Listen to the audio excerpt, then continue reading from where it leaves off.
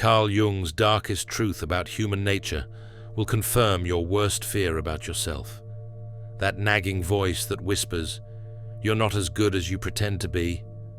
Jung discovered it's actually real. Buried in your unconscious mind lives everything you're terrified you might actually be. Selfish, cruel, capable of unthinkable things.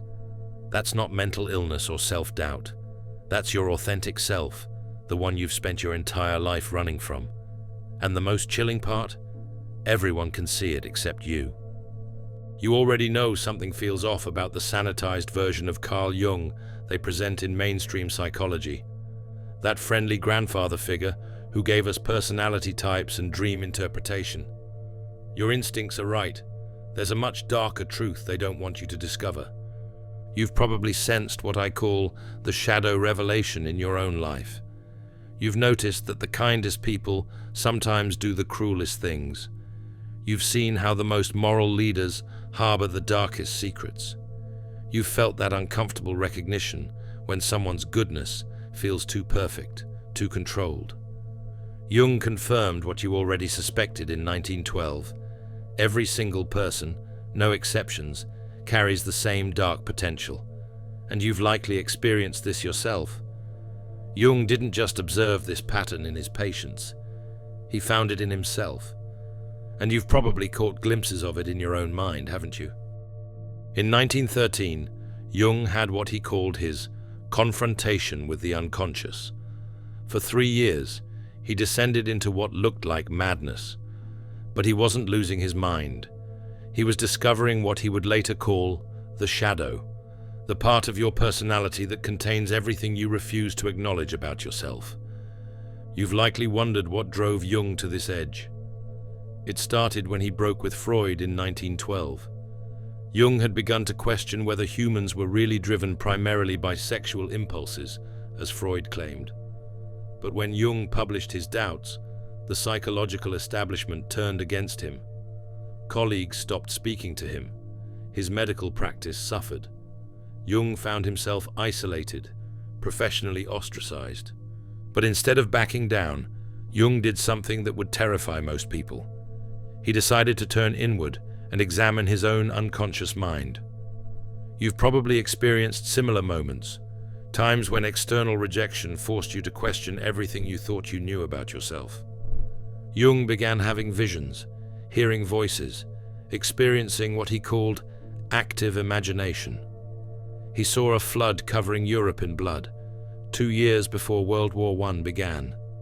He encountered figures in his mind that seemed to have their own personalities, their own agendas. Most psychologists would have diagnosed Jung as psychotic.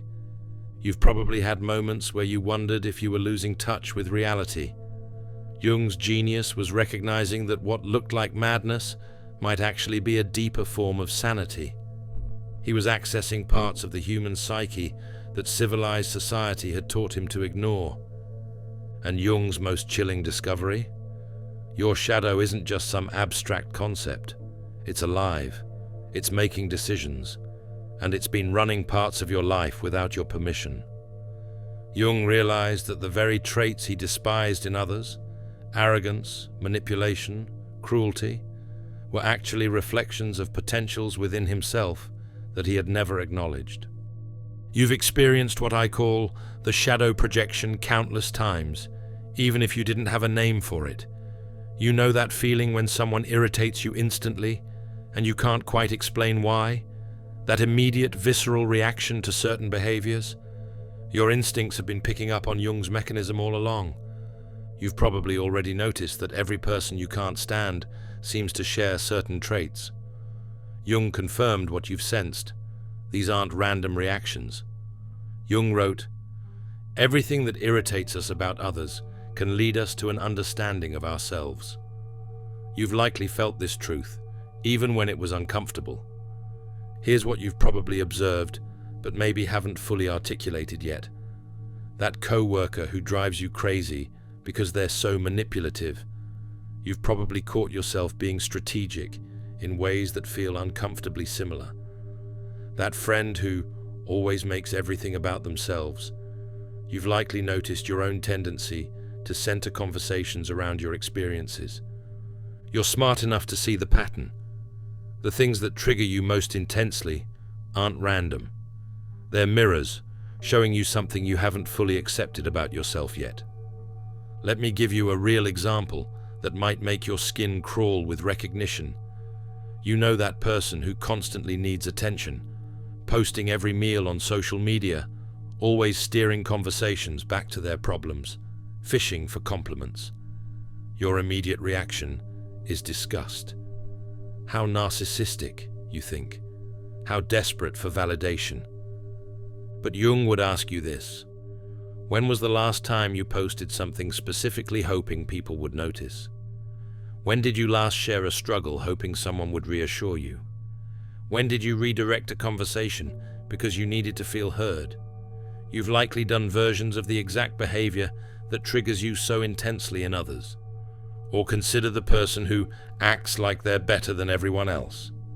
That arrogance makes your blood boil, but you've probably caught yourself feeling superior when you figured something out before others did.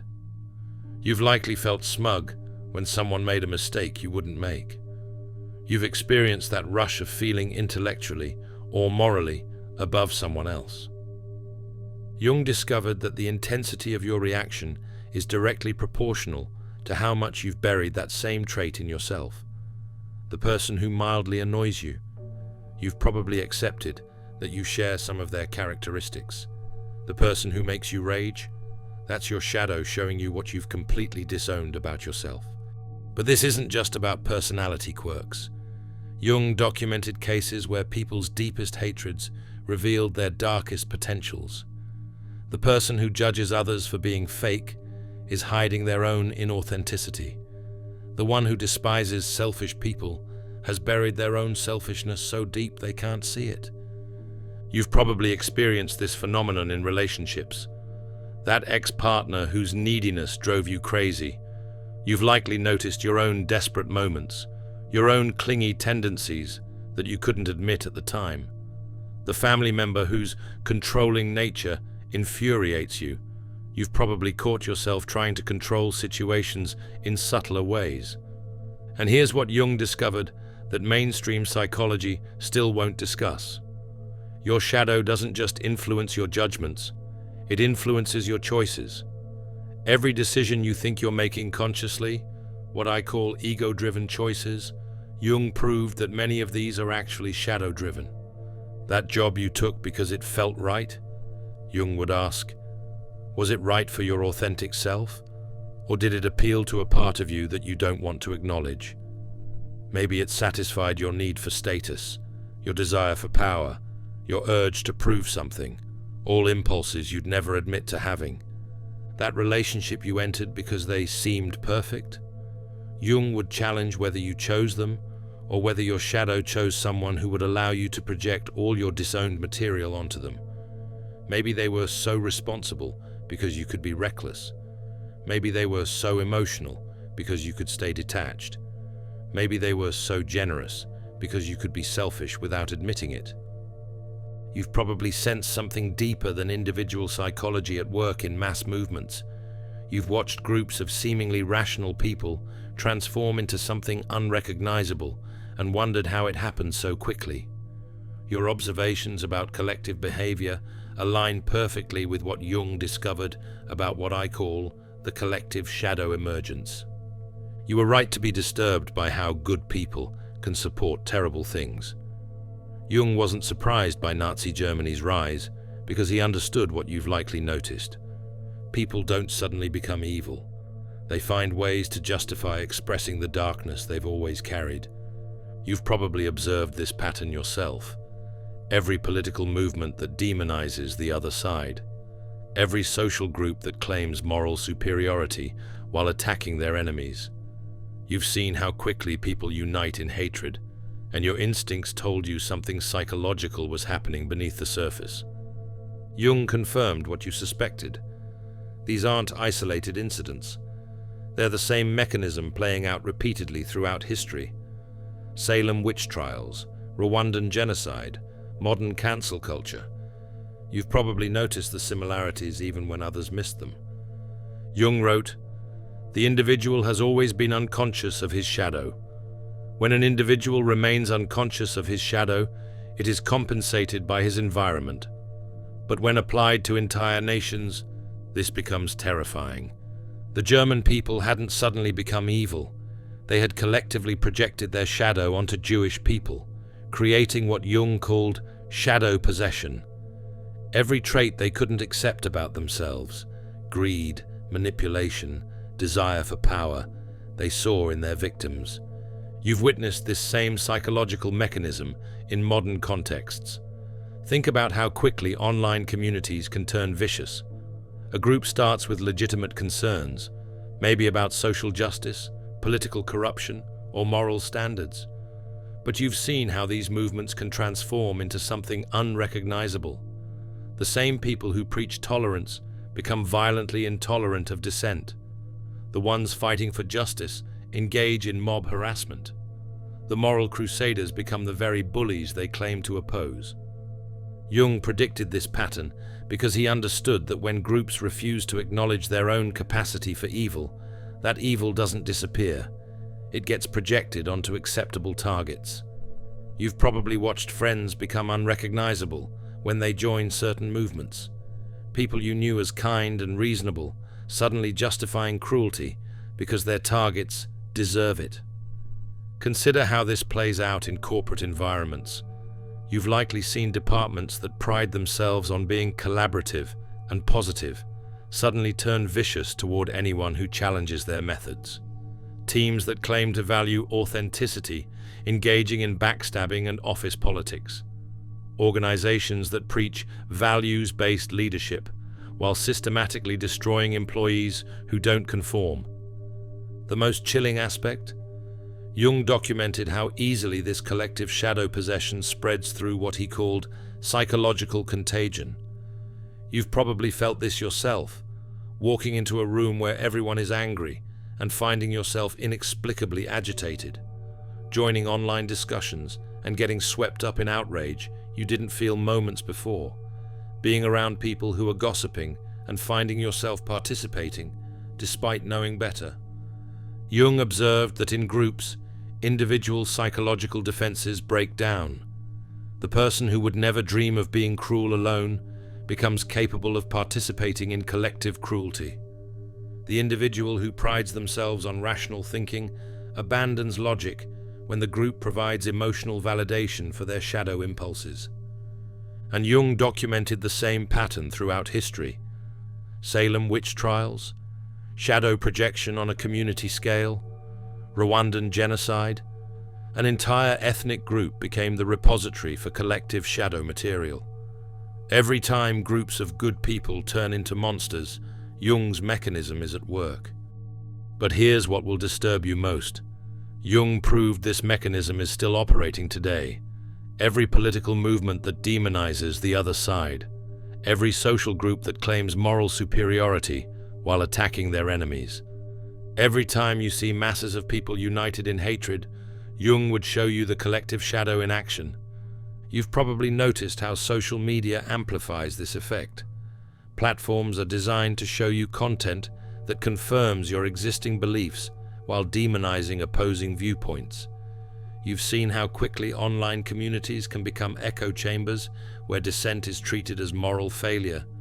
The algorithm feeds you a steady diet of content about how terrible those people are, making you feel righteously superior while never questioning your own moral blind spots. If you've ever caught yourself judging someone only to later realize you do the same thing, comment, "I saw my shadow in the mirror." You've probably noticed something troubling about people who seem too good to be true. That person who never gets angry, never shows selfishness, never admits to a dark thought. Your instincts have been warning you about what I call the persona prison, and Jung confirmed your suspicions. You've likely observed that the most rigidly good people often have the most dramatic falls. The minister caught in a scandal, the perfect parent who snaps, the moral leader revealed as a hypocrite. You've seen this pattern enough times to know it's not coincidence. Jung validated what you've sensed. The stronger someone's persona, their perfect public identity, the more powerful their shadow becomes. You've probably experienced this yourself. When you suppress anger, it doesn't disappear.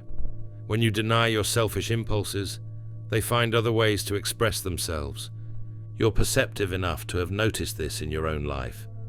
Those times when you've been too nice and then found yourself passive-aggressive later. Those moments when you've played the good person so hard that you've become resentful underneath. You've felt the tension between who you think you should be and who you actually are. Jung treated a patient, a respected minister known for his compassion and moral leadership. But this man was having dreams where he was committing violent acts, having affairs, stealing money. The minister was horrified. He thought he was losing his mind. Jung told him something that changed everything. These dreams aren't showing you who you might become. They're showing you who you already are beneath your persona.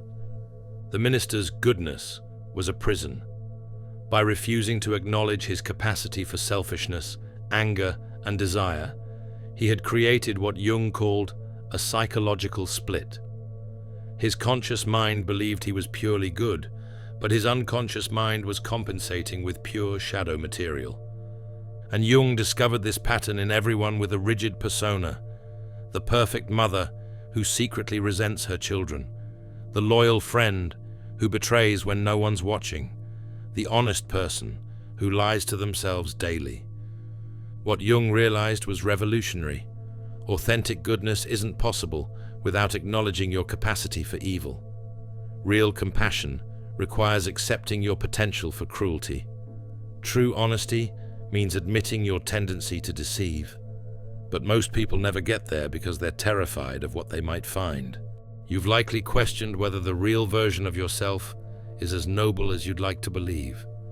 And you're brave enough to consider that Jung's approach to what I call true integration might be exactly what you've been avoiding, and exactly what you need. You've probably sensed that real self-awareness requires more than positive affirmations and surface-level reflection. Jung confirmed that authentic growth demands facing the parts of yourself you've spent years avoiding. You've likely felt this truth even when it was uncomfortable. You've probably experienced moments where you've glimpsed your own capacity for thoughts and feelings that surprised you. Jung's active imagination technique simply gives you a framework for what you've already been intuiting, that your strongest reactions to others reveal something important about yourself. You're perceptive enough to have noticed that the people who trigger you most intensely aren't random. When Jung suggested imagining conversations with people you hate, he was validating what you've probably already suspected, that these intense reactions are information about your own unacknowledged aspects. You've likely observed this pattern in yourself. That person you can't stand because they're arrogant. You've probably caught yourself in moments of pride that feel uncomfortably similar. That individual who disgusts you because they're manipulative. You've likely noticed your own strategic thinking in action. Let me walk you through what Jung's active imagination actually involves, because this isn't the gentle visualization most people imagine. Jung would have you sit quietly and bring to mind the person who triggers you most intensely. Not just think about them, actually visualize having a conversation with them. But here's the crucial part. Instead of defending yourself or explaining why they're wrong, Jung wanted you to ask them questions. What are you trying to show me about myself? What part of me do you represent? You've probably resisted this approach because it feels like validating someone you despise. Jung discovered that your shadow speaks through the people who trigger you. When you imagine that arrogant person talking, what comes out isn't really their voice. It's your own arrogance speaking. When you visualize that manipulative individual, what you hear is your own capacity for strategic thinking that you've been denying. You've likely experienced moments where you've been forced to acknowledge uncomfortable truths about yourself. Maybe during a heated argument when someone accused you of something you knew was partially true. Maybe in therapy when a pattern became undeniable. Maybe in moments of crisis when your usual defenses broke down. Jung's active imagination is a way to access those truths voluntarily, instead of waiting for life to force them on you. But Jung discovered something that might disturb you. The shadow often has legitimate grievances. That inner voice telling you you're too nice might be right. Maybe you are avoiding necessary confrontations. That uncomfortable feeling that you're wasting your potential might be accurate. Maybe you are playing small to avoid responsibility. The shadow isn't just destructive impulses. It's often suppressed wisdom that you've been afraid to hear. But Jung issued serious warnings about this process. He documented cases where people doing shadow work without proper guidance experienced what he called inflation, where the shadow personality temporarily takes over. They might become unusually aggressive, make destructive decisions, or act completely out of character. You've probably seen this happen. People who discover their capacity for anger and become perpetually hostile. Individuals who acknowledge their selfishness and become completely self-centered. Those who find their sexual desires and become compulsively promiscuous. Jung called this being possessed by the shadow, when integration becomes identification. Jung himself experienced this during his confrontation with the unconscious. For months, he struggled with violent fantasies, megalomaniac thoughts, and behaviors he didn't recognize as his own. He wrote, "I was frequently so wrought up that I had to do certain yoga exercises to hold my emotions in check." He described periods where he felt like multiple personalities were competing for control of his consciousness. One day, he would be consumed with grandiose visions of his own importance. The next, he would be overwhelmed by destructive impulses. Jung realized he was experiencing what happens when the ego loses its organizing function and shadow material floods consciousness without integration. You've probably experienced milder versions of this. Times when you've been not yourself, more aggressive than usual, more selfish than normal, acting in ways that surprised even you. Jung would say, these are moments when shadow material is breaking through your usual defenses, but without conscious integration, it just takes over temporarily. This is why Jung insisted shadow work must be done gradually, with extreme self-awareness, and ideally with guidance from someone who has completed their own integration process. The goal isn't to become your shadow, it's to acknowledge your shadow so it stops controlling you unconsciously. If you've ever noticed that your biggest triggers reveal something about yourself, comment, "My enemies are my teachers." You've probably sensed that becoming truly authentic isn't the peaceful journey most self-help books promise. Your instincts about what Jung called individuation are correct. It's actually the most challenging psychological journey you can undertake. What I call the individuation crisis confirms what you've likely already suspected. Real growth breaks you down before it builds you up. You've probably experienced moments where you questioned everything you thought you knew about yourself. Jung validated this experience. During individuation, you realized that much of what you considered you was actually a collection of personas, projections, and inherited patterns. You're insightful enough to have wondered about the authenticity of your own choices. That person you married, the career you built, the friends you keep. You've probably had moments of questioning whether these were truly your decisions or unconscious patterns playing out. Jung confirmed these suspicions. Many of our choices are shadow-driven or persona-maintained rather than consciously made. You've likely experienced what Jung called the dark night of the soul, periods where your old identity feels false, but you haven't yet found your authentic self. You might have labeled this as depression or existential crisis, but Jung understood it as a necessary death of the false self to allow the real one to emerge. Jung wrote, "The privilege of a lifetime is to become who you truly are." But he also said, "There is no coming to consciousness without pain."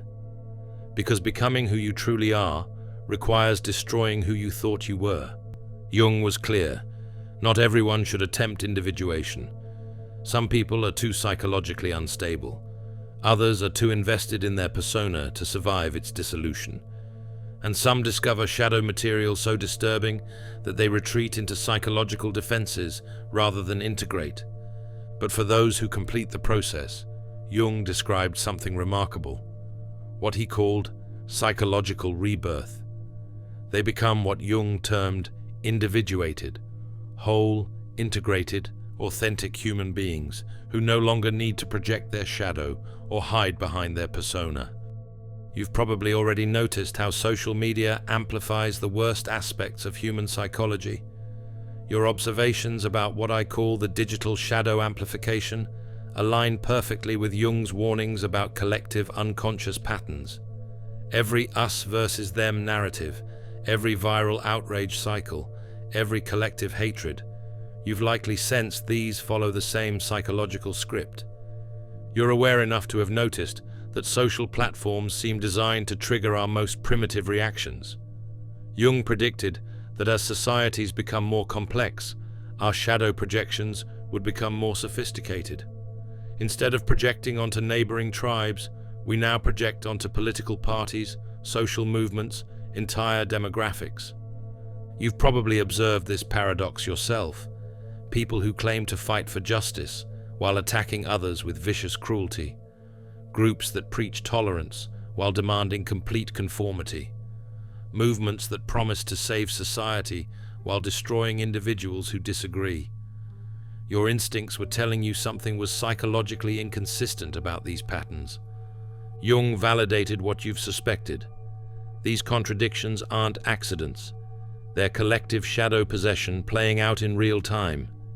You've likely watched people you know become unrecognizable when they join certain groups or movements, and now you understand why.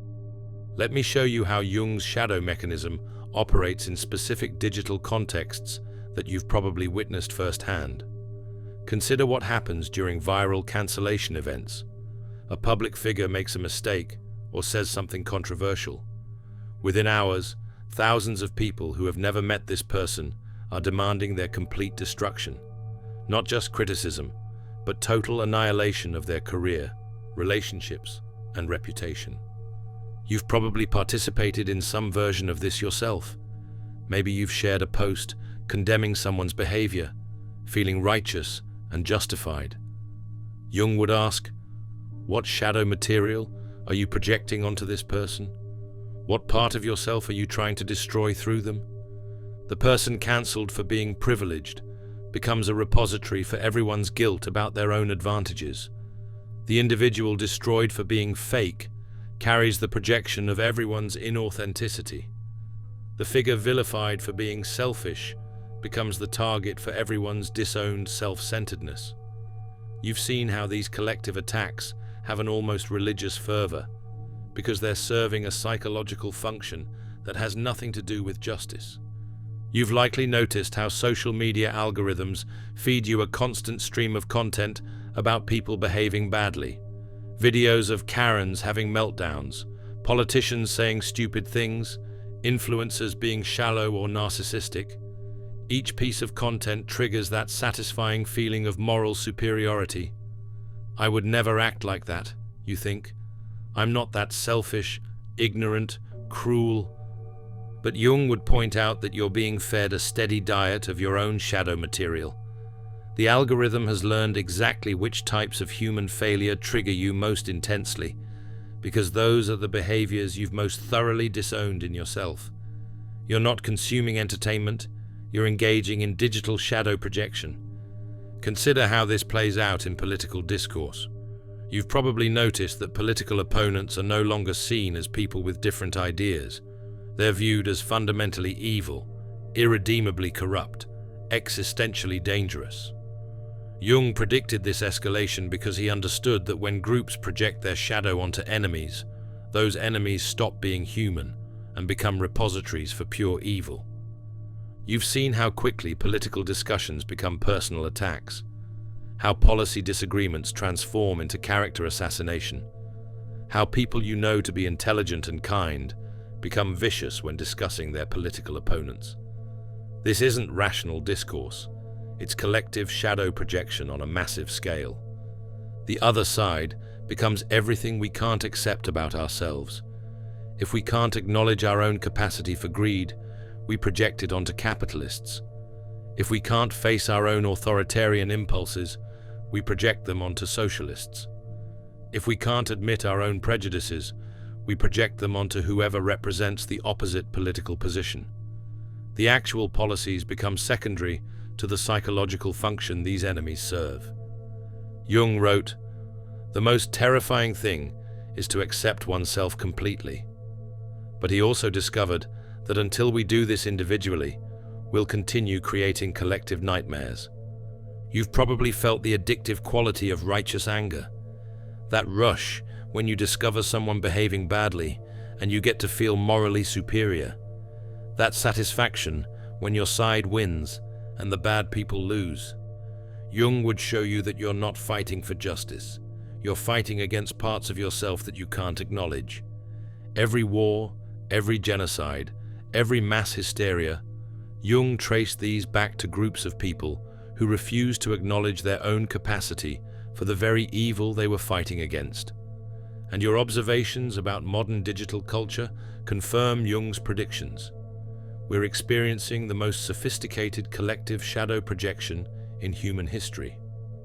The speed and scale of digital communication means that shadow projections can spread globally within hours. A single event triggers millions of people to project their disowned material onto the same target simultaneously. You've watched viral outrage cycles where entire populations become possessed by the same shadow content, convinced they're fighting evil when they're actually expressing it. And Jung's most disturbing insight? This pattern will continue until enough individuals complete their own shadow integration. Because unconscious people create unconscious societies, and unconscious societies create conscious suffering. The only way to stop participating in collective shadow possession is to reclaim your individual shadow. The only way to stop projecting evil onto others is to acknowledge your own potential for destruction. You've probably already started recognizing this pattern in your own online behavior.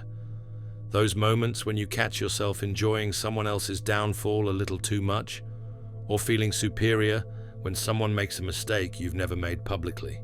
If you're ready to stop projecting your shadow and start integrating it, comment, "I choose conscious wholeness over unconscious projection." You've probably already recognized that Jung's message wasn't traditionally hopeful, and your instincts about that are correct. He didn't promise that shadow work would make you happy. He promised it would make you real, and you're wise enough to understand the difference. What I call authentic selfhood aligns with what you've likely already suspected about human nature. You're capable of both tremendous good and tremendous evil. You have the potential for incredible compassion and heartless cruelty. You can be wise and foolish, generous and selfish, loving and hateful, sometimes within the same day. You've probably observed this complexity in yourself already. You've likely noticed that people who complete shadow integration don't become better in the conventional sense. They become more human, more real, more honest about their complexity. You've probably recognized these individuals. They stop needing others to be evil so they can feel good. They stop requiring external validation because they've accepted their internal contradictions. You've already heard that nagging voice that whispers, "You're not as good as you pretend to be." Jung's radical message confirms what part of you has always known. You should listen to it. It's not trying to destroy you. It's trying to free you from the prison of your false identity. You've probably feared that you might be selfish, cruel, capable of terrible things. Jung validates what you've suspected. You are, and so is everyone else. The difference is whether you'll acknowledge it and integrate it, or project it and be controlled by it. You're intelligent enough to see which choice leads to freedom. Jung's darkest truth becomes his greatest gift. You can't transcend what you won't acknowledge. You can't heal what you won't face. You can't become whole while remaining unconscious of your parts. The shadow you've been running from isn't your enemy. It's the key to your liberation. but only if you're brave enough to turn around and face what you've been fleeing. If this resonates with your own journey of self-discovery, check out my other video on Carl Jung. The empath is just the child who was never allowed to be selfish, where we explore how childhood survival mechanisms create lifelong patterns of self-abandonment and Jung's roadmap for breaking free from emotional imprisonment. The uncomfortable truth Jung revealed about human nature isn't meant to discourage you. It's meant to liberate you from the exhausting performance of pretending to be someone you're not. Because the moment you accept your full humanity, light and shadow, good and evil, beautiful and ugly, that's the moment you become truly free. Thanks for watching. See you in the next dimension.